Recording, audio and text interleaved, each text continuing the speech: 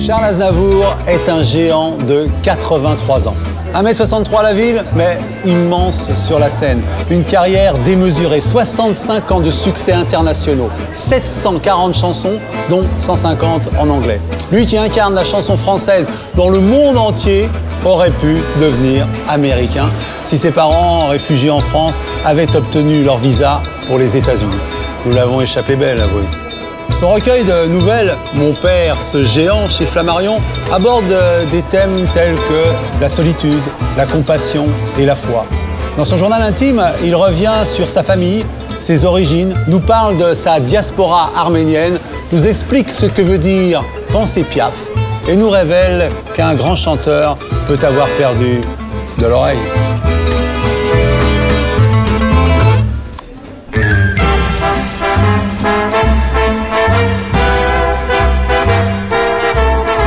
You are the one for me, formidable, véritable. J'aime bien briser les tabous, mais par exemple, pour les gens qui n'entendent pas bien, pourquoi ne pas le dire? Moi non seulement je le dis, mais je le montre. Mon ami Hussein, lui qui n'en a pas besoin, il fait la publicité qu'on lui a demandé de faire, mais en même temps fait la publicité à la ville. Il dit aux gens, mais non, mais si tu n'entends pas bien, je vais te dire ce que tu vas faire, je vais te présenter quelqu'un, je connais un médecin formidable. C'est encore plus fort que moi, parce que moi je le dis parce que ça m'est arrivé. Lui, il le dit, il n'a rien. C'est beau, non?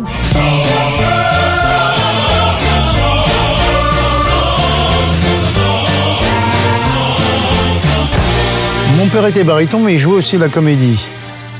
Et ma mère était actrice, mais elle soufflait les paroles des chansons que mon père avait oubliées.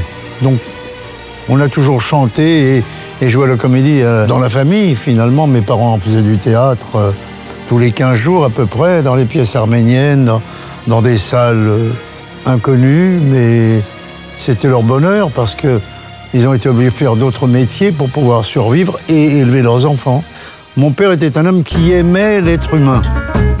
Il aidait toujours les autres. Et chez moi, nous avons, ma sœur et moi, couché souvent par terre parce qu'on donnait les sommiers aux gens qui passaient ou le matelas parce que c'était meilleur. Et nous, on dormait d'une manière inconfortable.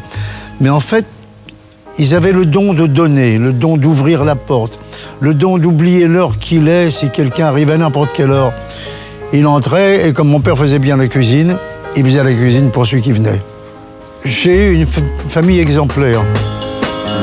Des parents qui étaient non seulement très aimants, mais qui étaient aussi ouverts, modernes. Je crois qu'on était à l'époque la famille arménienne la plus moderne de Paris. Et j'ai hérité de tout de mes parents. Et j'ai eu la chance d'avoir des parents qui ont compris ce qu'on voulait faire, ma sœur et moi, et qui nous ont laissé faire. On aurait pu rater, mais ils avaient confiance, et moi j'étais optimiste. Elle a subi son sort, douce et tendre Arménie. Mon père était né en Géorgie, Micha. Donc il était géorgien. Et ma mère, Kenar, était née en Turquie. Elle était turque. En fait, le génocide, il a fait quoi? Il a tué des gens du pays parce que... Bon, moi, si demain, il y avait un génocide en France et qu'on me tue, on ne tue pas un Arménien, on tue un Français, je suis Français avant tout. Ce n'est pas mon peuple, mais c'est ma diaspora. C'est une culture intérieure, mais c'est une bonne culture parce que nous sommes mariés totalement à la culture du pays dans lequel on le vit. Par exemple, c'est étonnant, aux États-Unis, les Arméniens ont 2 têtes de plus que moi. Ils ressemblent aux Américains. Ils finissent par ressembler aux Américains. Et nous, on ressemble aux Français. Vous ne pouvez pas dire que j'ai une tête d'Arménien. Alors, avec la meilleure volonté du monde, quand je vais dans le monde, on voit un Parisien. Le soleil brille à plein feu. Mais je ne vois que tes yeux. J'aime bien écrire pour les femmes parce que je me mets à leur place. Et au début, lorsque j'écrivais avec un miroir devant moi pour pouvoir pas uniquement ressentir les émotions, mais voir l'acteur jouer la petite partition que j'étais en train d'écrire. Plus maintenant. Il y a longtemps que ça m'a quitté. Je suis devenu donc peut-être plus habile dans la manière de me sonder.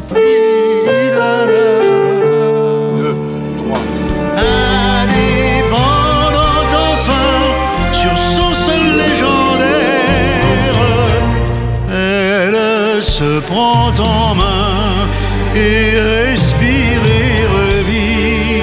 Lorsque je travaillais avec Edith, je ne pensais pas à grand-chose. J'étudiais, je regardais Piaf, je voyais ce qu'elle faisait de formidable, et je voyais aussi les erreurs qu'elle faisait. Elle faisait des erreurs dans la vie, elle ne faisait pas les erreurs sur scène. Je pense que c'était une femme qui connaissait parfaitement son métier. Et lorsque j'ai débuté seul, vraiment, je me suis posé la question, longtemps et souvent, qu'est-ce qu'Edith aurait chanté en entrée de scène si elle avait mon répertoire à moi, et qu'est-ce qu'elle aurait placé ensuite? Et en pensant Piaf, je ne me suis jamais trompé, parce qu'elle savait exactement ce qu'il fallait faire.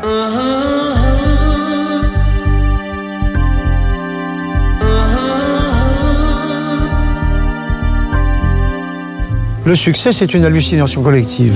C'est-à-dire que le succès, c'est pas une personne qui vous dit vous êtes grand, vous êtes beau, vous êtes merveilleux. C'est tous les gens qui sont installés dans cette salle tout d'un coup qui vous reçoivent bien ou mal. Mais quand c'est bien, l'hallucination est formidable. Mais sinon, dans les variétés, faut pas trop en demander quand même. Faut pas se lever le col et se relever le nez en disant moi je suis un artiste de variété. Moi je trouve qu'il faut être très humble. Et je dis souvent en m'amusant au public, vous savez, c'est vous qui m'avez tout payé, car c'est vrai en plus. Si j'étais pas là, qu'est-ce que j'aurais? Moi, rien. Qu'est-ce que je serais? Un épicier arménien, ou un tailleur, ou un cordonnier, ou un bottier? C'est ce qu'on apprenait quand j'étais enfant. On apprenait des métiers parce que les anciens disaient tailleur, tu peux aller dans n'importe quel pays du monde, tu n'as pas besoin de connaître la langue. Et oui, mais dans la chanson, il faut connaître la langue, c'est la seule différence. Je me pose toutes les questions. Moi, c'est difficile de me poser une question à moi-même. Ma vie n'est faite que de questions. Je ne me pose que des questions. Je n'écris car en répondant à quelque chose. Non, je n'ai rien à me demander. Ça me donne une liberté.